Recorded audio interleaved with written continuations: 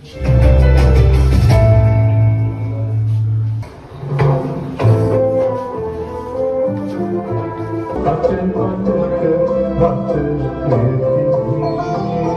විමුක්ති වෙරප්‍රසාද ජාතික ජනබලවේග ආණ්ඩුවට විශාල වගකීමක් තියෙනවා මේකට යුක්තිය තුන.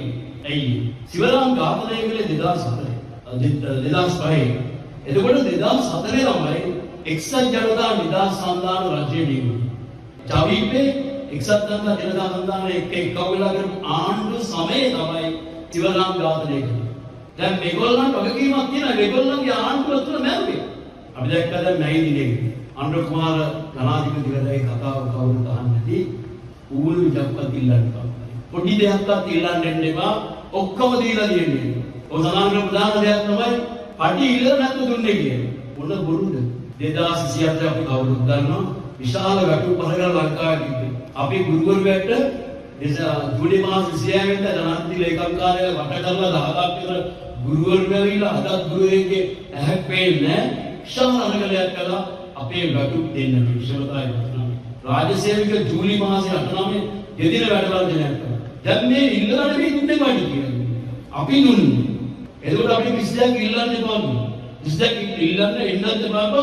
ඉල්ලන්න නැතුව දීලා තියෙන්නේ. අපි යම් කිසි විදියකට කැපකිරීම කරනවා.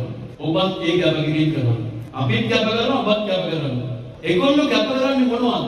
ඒගොල්ලෝ කැප කරන්නේ වරප්‍රසාද. අපිට කැප කරන්න කියන්නේ මොනවද? අපේ අයිතිවාසිකම්. ඒක මෙතන වෙනස. අපි ඒගොල්ලෝ වරප්‍රසාද කැප කරන්න බෑ නන්නේ.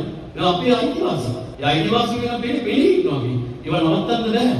80களின் ஆரம்பத்தில் ஒரு மார்க்சியத்துக்கும் இந்த தேசிய பிரச்சனைக்குமான உறவு தொடர்பில் அவர் ஆரம்பித்த அந்த உரையாடல் இன்றைக்கும் சமகாலத்தில் அது மீண்டும் பல நிலைகளில் பல தளங்களில் முன்னெடுக்கப்படுவதற்கான வாய்ப்பை தேவையை வலியுறுத்துவதாகவே நான் இந்த சிவராமை நினைக்கின்ற பொழுது மீண்டும் சிவராம் என்ற குரல் எனக்குள் அவ்வாறுதான் வெளிப்படுகிறது.